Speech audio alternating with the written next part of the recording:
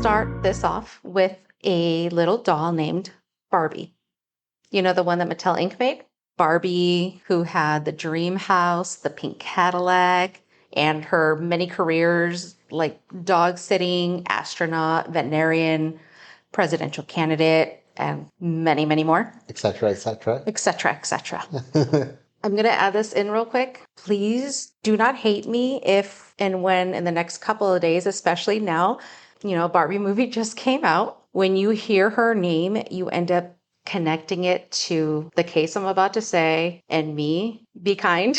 Barbie back then was such a big thing that they introduced the world to her boyfriend, Ken. Now we have this couple that all the kids, young and old, wanted, needed, and loved. But then I'm going to come in and ruin it when I talk about this Barbie and Ken couple who didn't know how to love, especially Barbie's daughter. Her name is Lauren Kavanaugh, who was just 8 at the time when the story came out of the closet. Welcome. My name is Amadi, and with me is my always smiling friend, The Grin. And we are here to bring you along with us on our podcast where we don't shy away from gruesome details, where some things may be triggering and hard to hear. So listeners' discretion is advised. Get yourself in the right frame of mind and let's talk about dark shit. Little Lauren was born April 12th, 1993, to her mother, Barbara Calhoun. Can you guess her nickname? Barb. Barbie. Wait. Barb. Wait, we're talking about Barbie. Let me talk a bit about Barbie. I'm going to call her Barbie because that is what Lauren called her. Barbie, before Lauren was born, had a toddler already. Her name was Blake, and they were living with this couple. She had no significant other, no car, no job. The cousins of the roommates that she was living with, their names were Sabrina and Bill Kavanaugh. They would come over regularly to visit, and they soon became acquainted with Barbie. They come to find out that Barbie was pregnant. We don't know who the father is. Barbie never mentioned him ever. I don't know if it has anything to do with it, but she was not happy that she was pregnant. The Kavanaughs immediately jumped on this and, they want to be parents. They want to adopt her baby. Okay. And they would take Barbie to all her doctor visits, which were about a 3-hour drive each time. Wow. Yeah. And they would talk and ask Barbie if she is serious about not wanting her baby and if she's for sure wanting to, give the baby up for adoption. Okay. The day that little Lauren was born, the Kavanaughs were elated, over the moon with joy that their little bundle of cuteness was here.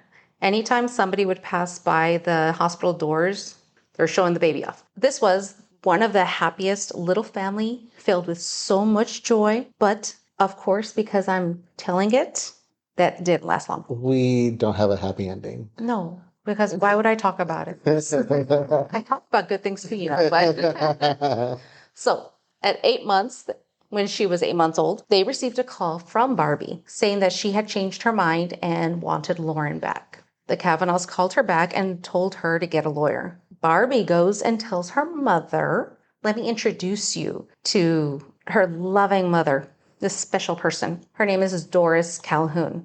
Doris didn't even know that her daughter, Barbie, was pregnant, and even worse, that she gave up her baby for adoption. She made Barbie go and get her daughter back. I am not sure if this is something that got her mad as well, but Barbie ended up telling her mom that once Lauren was born and the custody paperwork was signed, the Kavanaughs just left Barbie alone to go immediately with their daughter.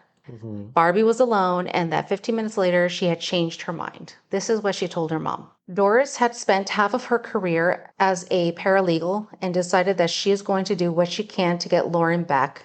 She studied up on the law, hired an attorney, and it was discovered that there was a mistake in the adoption paperwork. Oh. The Kavanaugh's attorney never filed the paperwork to terminate Barbie's parental rights. Oh.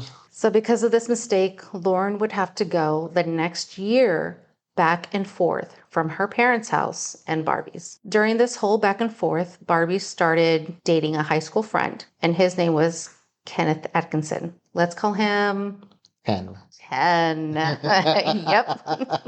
I got it this time. Points for the Grin. So during the year of back and forth, the Kavanaughs would offer to watch Lauren on the weekends and whenever they could. They even would still have her, Lauren, call them mom and dad. Sabrina once asked Barbie, "Why do you want her back now?" Barbie's answer, "It's because my mom paid a lot to get her back." How much do you think? I'm assuming, well, a couple thousand. $650. Really? But it's not because, oh, I want my daughter back. No, it's because my mom paid a lot of money. What? Okay. So she has basically no affection for the kid. So far, it doesn't sound like it, right? Yeah. Mhm. See, Sabrina started to document. And document, I mean picture taking of any marks that they would see on Lauren when they would get her back.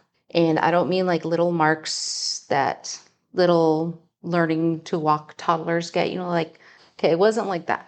It was fire ant bites, scrapes, Lord. bruises, and the most disturbing one was when they would try to change her diaper. Oh. One time when they got her back, they went to change her diaper, and Lauren started kicking and screaming anytime they got close to her diaper. Oh my God. Her diaper was blood red front to back. They believed that Ken had started molesting Lauren. They ended up taking her to the Children's Medical Center in Dallas, Texas for sexual abuse evaluation, but the doctor refused unless they were certain. The doctor told the couple the test would have been very hard on her and it would have been painful. Even though they had all these pictures, they had 45 pictures. One thing, I don't know. If they had all these pictures, how do you get proof that a baby is sexually molested? That is just infuriating that they had pictures of all this stuff, but the doctor said no. Anyways, Maybe they just thought it could be fabricated. maybe. Maybe there was they knew there was bad blood there. So Probably. They probably Yeah. told their story and they're like, no, you're probably just trying to get your kid back. yeah. So on December 26th, 1994, the Kavanaughs went to meet Barbie in a Walmart parking lot to exchange Lauren, like they do every week. Oh, so they do this out in public? They don't go to each other's home? Not that I read. I read that they would always meet somewhere. It didn't say where. It would just say that they would exchange. Okay. The Kavanaughs didn't know that day would be the last time they would end up seeing 2-year-old Lauren. Before Barbie left, Sabrina told her that whenever she doesn't want Lauren, to just call collect and she will come to get her wherever she's at. We ended up driving around the building of Walmart to park because that is where she was living at the time, Okay. in her car behind Walmart Uh, with her 4-year-old, oh my. pregnant, and now Lauren. Oh my God. A few days later, January 6th, 95, a traveling judge named Lynn E. Markham from Houston County looked over the case of Lauren and appointed parentalship, or how they call it, managing conservator of the child. It sounds very lovely.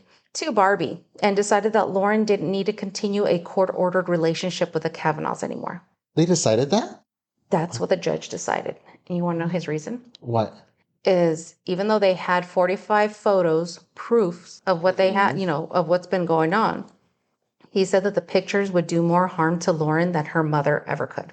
What? Mm-hmm.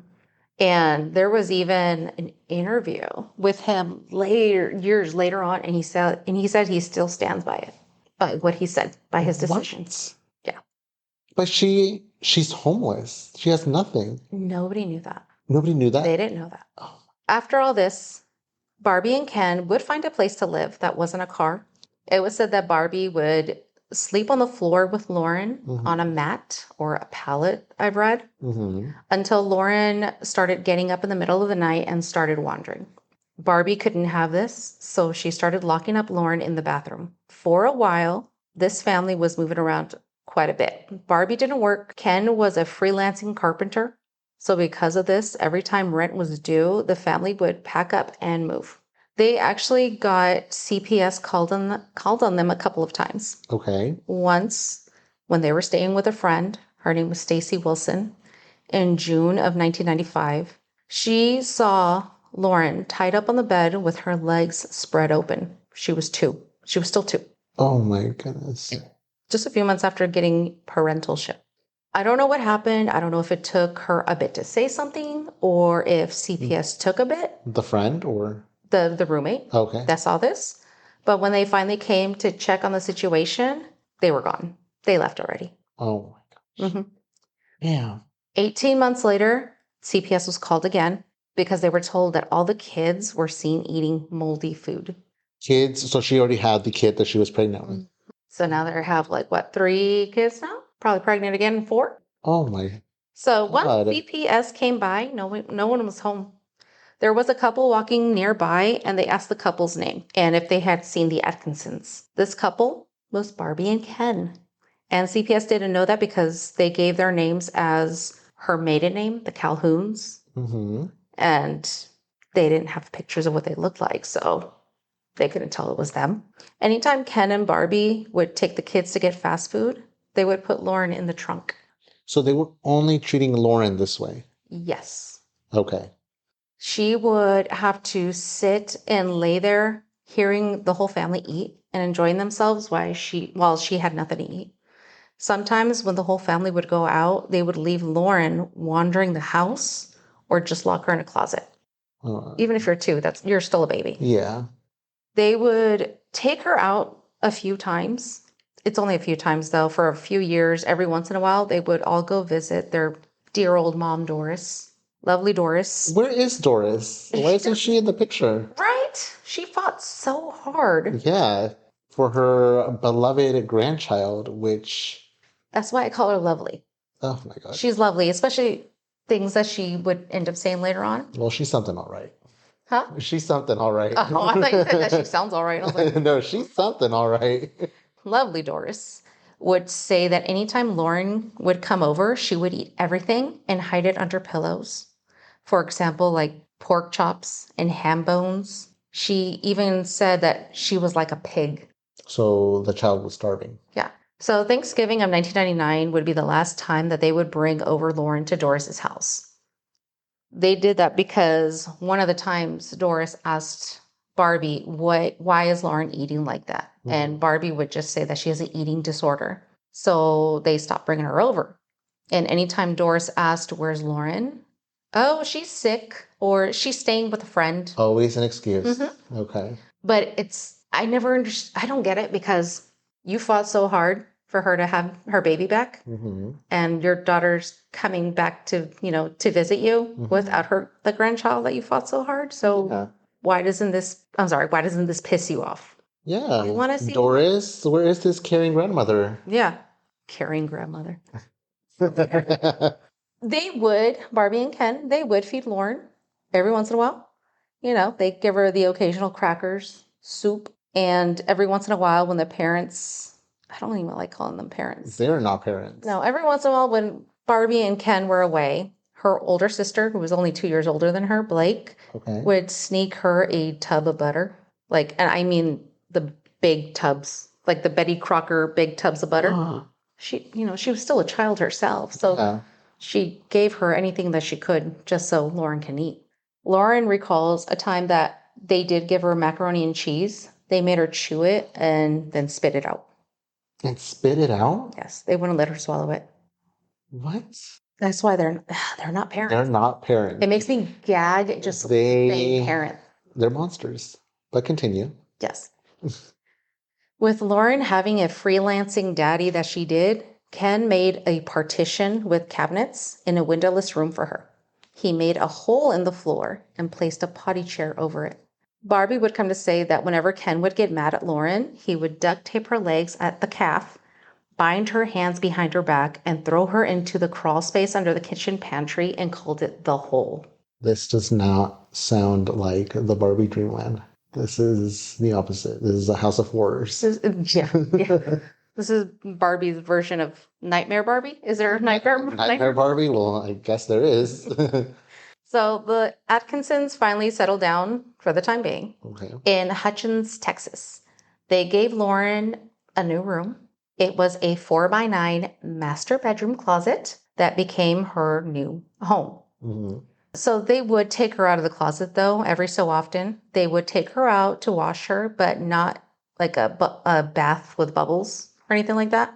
Just like squirrel, or continue. You're probably gonna say it. No, no, I wish. It was like, no, I don't wish. They would, I think it's more Barbie. She would shove her head under the faucet to the point where Lauren was almost drowning. And the only reason they would wash her was because they would have friends come over.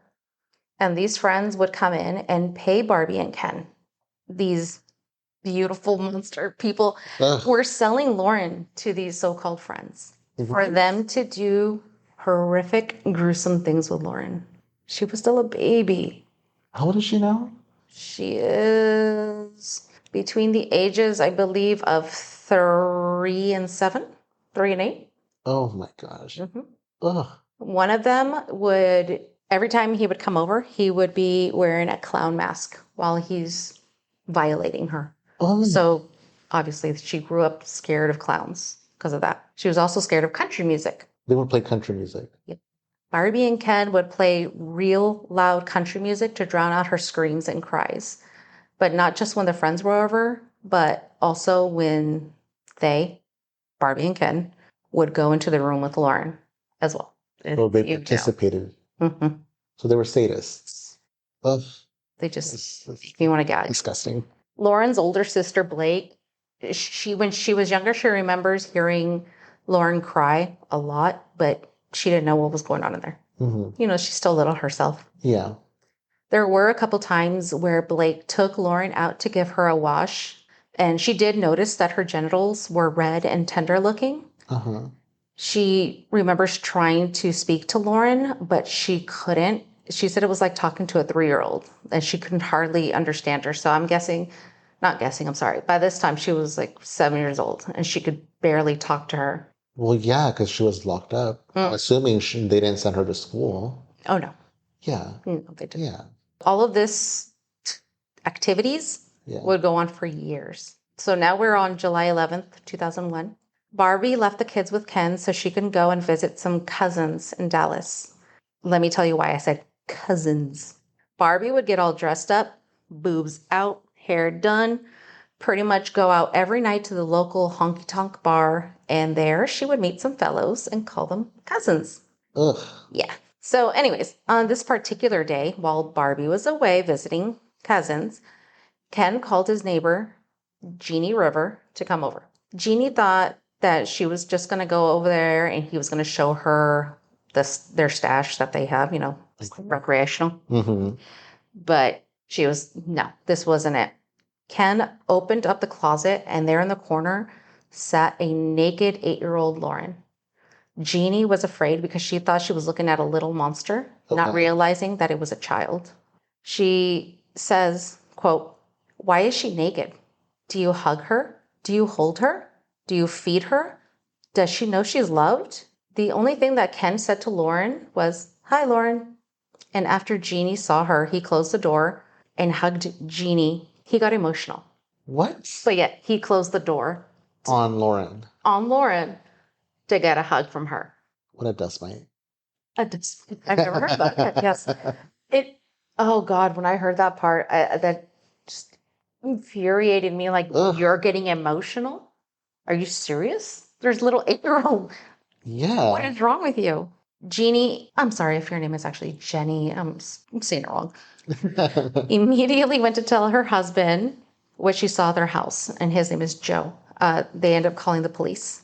Ken, knowing that the police were going to come over, sends the kids to the Rivers house, puts some clothes on Lauren, and gives her spaghetti to eat at the table. When the police come over, Joe was also there assisting the police to keep Ken calm.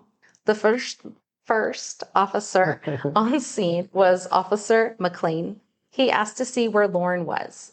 And when the tiny 3-year-old at the table was pointed to, he didn't even know he was looking at an 8-year-old.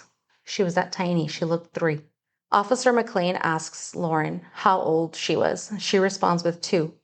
And he asked her, "Why do you think you're 2? Her response is because she's had only 2 birthday parties. Oh my God, poor baby. That was with her parents.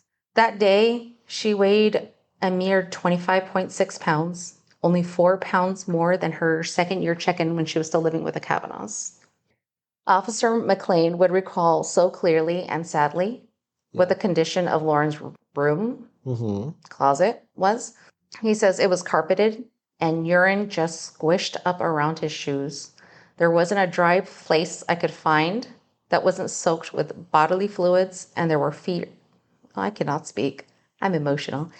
And there were feces smeared everywhere. He made sure to cut up the carpet from the closet to bring to the trial and the door that kept her locked up. Inside the room, inside of the closet door, there were scratch marks on the door handle and bite marks from her trying to get out. Oh my God. It's like hard to think about like a little 8-year-old or even younger than that when putting marks on doorknobs. Trying to get out.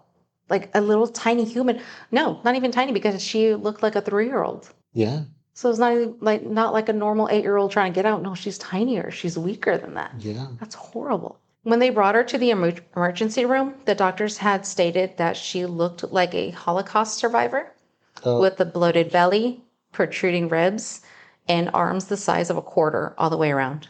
Her lower body was also red and peeling from sitting in urine and feces the whole time. The doctors immediately rushed her to surgery because her organs started to fail. They fitted her with a colostomy bag. She even had to endure a series of reconstructive surgeries due to her years of SA. What I mean by that is she had, 6 years of being sexually abused? Being tortured. Yes, of being tortured by her parents and their friends. That she ended up having a recto-vaginal fistula. Ugh. Do you know what that is? No, that does not sound pleasant. No. It is where there is no separation between her vagina and anus. Oh my God. It's just one big opening. This poor baby. After a week of being admitted, her blood pressure randomly dropped. Her heart was racing and went into respiratory arrest. The little girl still had a will to live and she didn't give up. After weeks of being in the hospital and regaining some energy and weight, she started going to play therapy, where she learned to play and sometimes act out the abuse that she had on her. She would say that bad dad hurt me and demonstrated it by poking a hand and thumb into the genitals of the anatomically correct doll, according to the court documents. Oh. And even though in therapy she would play or show what was done to her nearly every day, that still apparently wasn't enough. Since she was too young to testify in court, both Ken and Barbie denied the grotesque things that they would do to her and were never tried for sexual assault, and the charges were dropped. Stop.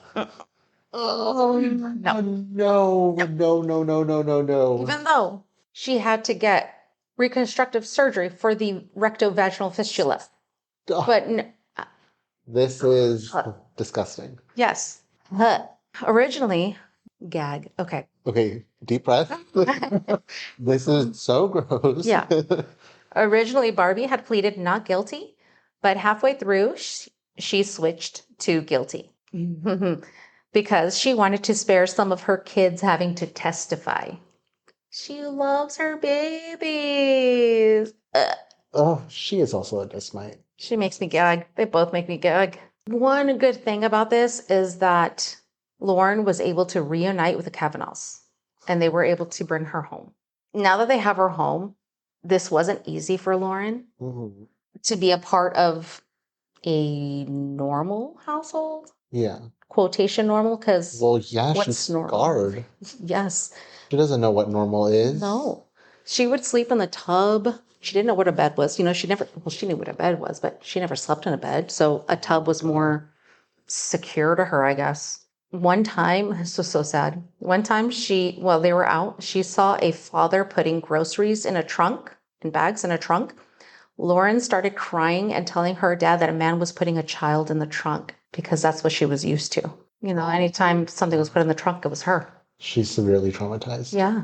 I wish it was like happier times for her when she grew up. When she was 12 years old, she was visiting her uncle's house. This freaking pervert, knowing what had happened to her, did the same thing to her. He essayed uncle? Her uncle.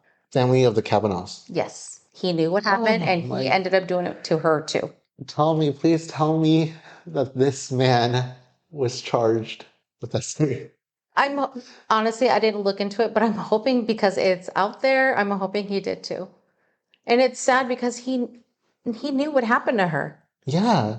And you still do this to her? What a monster. I have no words. She has gone through so much. She would grow up and like be in high school, right? And still not be okay because of would you? Yeah. That's hard. It's hard to be okay from this. She said that she had tried to off herself over 30 times. Oh my God. By the time she was 28 years old, she appeared on the Dr. Phil show twice. One of the times, Dr. Phil showed her a video that Barbie had made for her while she was in prison. Barbie's in prison. Barbie's in prison, yes. They didn't. Okay, so they both ended up going to prison, but they weren't charged for the whole Okay. on Lauren. Oh, Yeah, but they're in prison. good. Yeah. Okay. That video is still up on YouTube, but watching it is just Disturbing. yes, because with no sincerity, she would say, "I never loved Lauren. I never wanted her. When my other kids hurt, I hurt. When Lauren hurt, I felt nothing." Then why go and get her? Why keep her? Maybe her mom was like that forceful of a person. Where is Doris? So That Doris also got punishment in this. no, Oh, no. of course she didn't. Doris, when she took the stand, Mm-hmm. she was blaming the Kavanaughs, the adoptive parents. She was blaming them because they, ever since she was little, or when they were the whole back and forth, because they had her still call them mom and dad. She said because of that, that broke the bond between Barbie and Lauren. That never, it helped not form it. Oh, So that's what her that excuse was her argument? Yes. Really, Doris? Really? Yes. Doris? Because, okay, so that confuses, I'm not going to, yeah, I'm going to say confused because how do they do it in the adoption cases? When parents adopt a child, Yeah. they love that child. Yeah. So this is the same thing. You're basically adopting your 2-year-old back.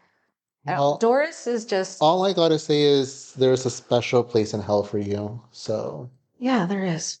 So I do want to end this story with a happy ending for Lauren. if we can scrape one. because she did survive all of this, but I can't really finish it saying there was a good one.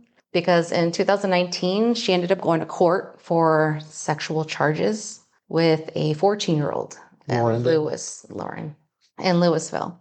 The parents found some sexual messages between their 14-year-old and Lauren. And they met on a Facebook page that was made for Lauren, like telling Lauren's story. Yeah. And that's how they met. For the trial, she was found to be incompetent to stand it and was sent to a mental institute in 2020. And I don't know if it's because that was the same time COVID had hit or if it took her that long or what happened, but on October 2021, the sexual charges were dropped. I couldn't find where it said why they were dropped, but ever since then, she's been laying low and she's been off the grid, socially off the grid. And that, my friend, is the sad story of Lauren Kavanaugh. I don't feel like that was on a happy note. I don't know. It wasn't a happy note. There was no happiness. No, there was no happiness in this. Like, yes, you were tortured, but nothing excuses essay. I'm sorry. I'm one of those that nothing excuses essay. She was saying, well, even the 14-year-old said that they had a relationship. That is. Yeah. Okay. And that I guess at one point it was said that Lauren had moved in with that family as a friend. Yeah. But things happened between the 14-year-old and Lauren. Okay. It's just, it's still raises the hair on my arms, but but yeah. Yeah, on one of the episodes of Dr. Phil, she said that she was having a hard time in high school until she actually went to what's it called? An alternate high school? Yeah. Alternative high schools? Yeah. Once she went there, she felt like she was more, like she belonged. It started feeling like everything was good. A few years later, she comes back on Dr. Phil. She's, an adult. She even brings her girlfriend, that she was a live-in girlfriend. Mm-hmm. at that time. They're not together anymore. Okay. But she would even say that Lauren would get into these all of a sudden manic episodes. Oh my gosh. Like she would be in the middle of the night just sleeping, and then all of a sudden she's just screaming, or she wakes up and Lauren's gone. She's in the tub. It's the trauma. It is. It's the trauma. And she said it was really hard and scary because I think she said even one of the times she woke up to her strangling her. Oh my God. Did she not see a therapist? She did. But even, you know how Dr. Phil is, like Yeah. after the show, he helps the people who are on there who had bad issues. I don't watch Dr. Phil. Like, okay. Well, there's some of the times where he actually like sends their people who need it to therapy, to his own type of therapist. Okay. But I don't think Did I anything admit? worked. Okay. She was just too traumatized. She was severely scarred. She was so little when this first started. This case just raised all the hairs on my arms. It I is see it. really, I have no words. I have no words. Barbie and Ken, are they still in prison? Yes, they're still in prison. How long did they go to prison for? Oh my goodness. I do not recall. I remember seeing it. I just don't recall. I want to say I could be wrong. Please correct me if I'm wrong. But I think I saw that Ken is supposed to come out in 2035, I think. Only because like there was, they didn't get them for sexual charges. And another part that infuriates me, Mm-hmm. I could not find the names anywhere. Of the participants. Yes. Nowhere. Ah, Nowhere. I couldn't find anything. And that was just so angering because of course not. it doesn't show how many friends were there. Ugh. Nothing. Like that part made me so angry. I'm like, okay, but please tell me they got caught. Like something happened to them, right? I don't know. I just have no words. There is no words for this. No. They destroyed her life. They did. The stupid uncle afterwards, like, Ugh. That sick monster. I hope something happened to him too. Hopefully the law got to him. Is what I'm wishing. Hopefully you get what you deserve. Yes. Karma. Justice. I want justice. All right. Well, we will see you guys on our next episode. Yes. I am Amadi. And I am the Grin. And remember, be well, be safe, and see you next time. Bye. Bye.